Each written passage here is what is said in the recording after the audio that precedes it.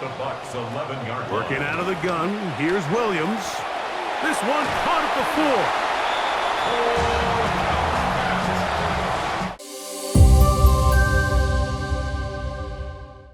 4. When the Raiders agreed to trade Max Crosby to the Ravens, it sent a shockwave around the NFL.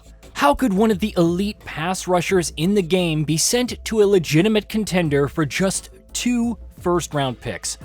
And why didn't my team, the already pass rush needy Chicago Bears, make that trade instead? So when the Ravens nixed that trade and signed Trey Hendrickson instead, the fan in me wanted to go all in. In reality, Crosby looks like he'll remain on the Raiders for the foreseeable future, but in Madden 27, I quickly made that thought a reality, sending a similar package to bring the elite edge rusher to the Bears and fulfilling my real-life wishes for the team at the very start of a new franchise save. Madden NFL 27 feels a lot like those new-look Bears. They were already pretty good, finishing last season with a good record and some great highlights, but ultimately falling short of Super Bowl glory and failing to take that true next step. With a shiny new edge rusher to complement the ascent of their cover-gracing quarterback Caleb Williams, they make a big upgrade in a spot with a clear need to undoubtedly make the team better. But it risks overshadowing some of the smaller needs across the rest of the team and creates some financial frustrations with the huge salary cap hit that Max Crosby would take that stops the team from being as good as possible across all 3 phases. With Madden 27, EA has made a flashy upgrade to one of its 3 main modes, overhauling the franchise mode in a way that undeniably upgrades the experience with a fresh new look and a revamped balance between on-field and off-field priorities. That makes an already good experience better. But it's not to say that the new look franchise makes up for some of the existing deficiencies under the hood. And there's a glaring financial issue that threatens the whole package altogether. The most notable changes in Madden 27 are superficial. I first want to acknowledge the soundtrack, which for the first time I can remember, aims not to just have a playlist of enjoyable songs to listen to over and over again, but to pretty closely mirror the types of songs you would hear at an actual football game. With everything from Mr. Brightside and Levels to Crazy Train and Kickstart My Heart, it feels legitimately like a collection of songs that reflect the football experience, and most of those songs are classics to boot. Elsewhere, franchise mode has evolved from having a long list of the same weekly activities to providing a more direct sequence of high-priority activities that are most pressing that week. Whereas the past version showed you more or less the same checklist every week, tasking you with sifting through menu after menu to find what you should be focusing on, this new version streamlines the experience, showing you no more than a dozen or so tasks that you should complete every week in big, easy-to-understand tiles. While there aren't any entirely new activities to complete on a weekly basis, you're able to get just as much done with less time wasted. And it ultimately encourages you to spend more time off the field because that time is spent much more productively. In the past, having to check every week if I had new contracts to negotiate or players to keep happy made it feel overwhelming and increased how much I let the computer take over.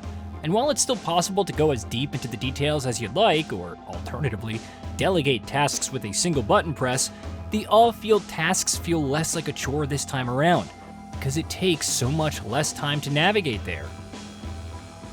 Going hand in hand with the greater encouragement to negotiate or speak with players directly is the new persona system for each player, which brings more structure to how players react in any given situation. Each player is assigned a handful of traits that characterize their mindset, closely mirroring how players are perceived in real life. Top quarterbacks like Josh Allen or Caleb Williams, for example, are often confident and reliable, while role players are typically team-first and opportunistic.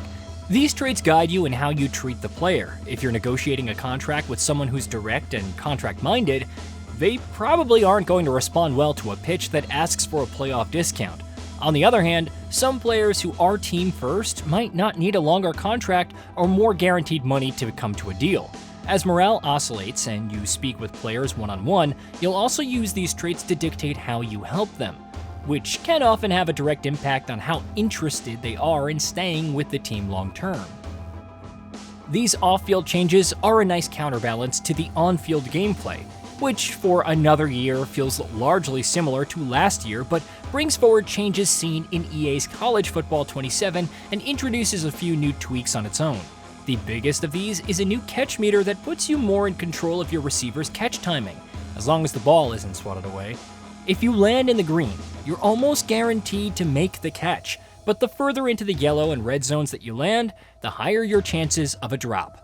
I like this meter because it finally gives you more to do as a receiver, but because it's impossible to have a timing meter like that on quick presses like slants or digs, it gets relegated to being used mainly on deep passes and becoming more of something that helps me on a Hail Mary than on an important third down.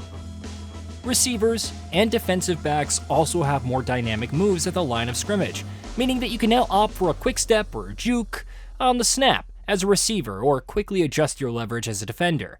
As a DB, this complements the improvements to pre-snap adjustments that were first introduced in CFB 27 that allow you to create your own custom adjustments and have more options as you read the offense, particularly with changes to the secondary that allow you to give more tangible instructions on how defensive backs should line up before the snap and react when a play breaks down.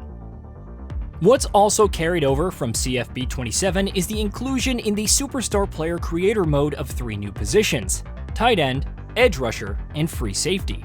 As a tight end, you have goals for both receiving and blocking, and while it definitely resembles the wide receiver path, especially when your training often includes the same drills as a receiver would, it's much more about reading the defense and being able to either block the right person or find a soft spot in a zone defense.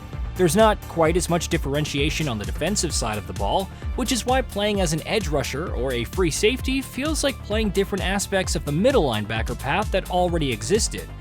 Though I certainly appreciated the opportunity to try and one-up Myles Garrett and set the single-season sack record yet again.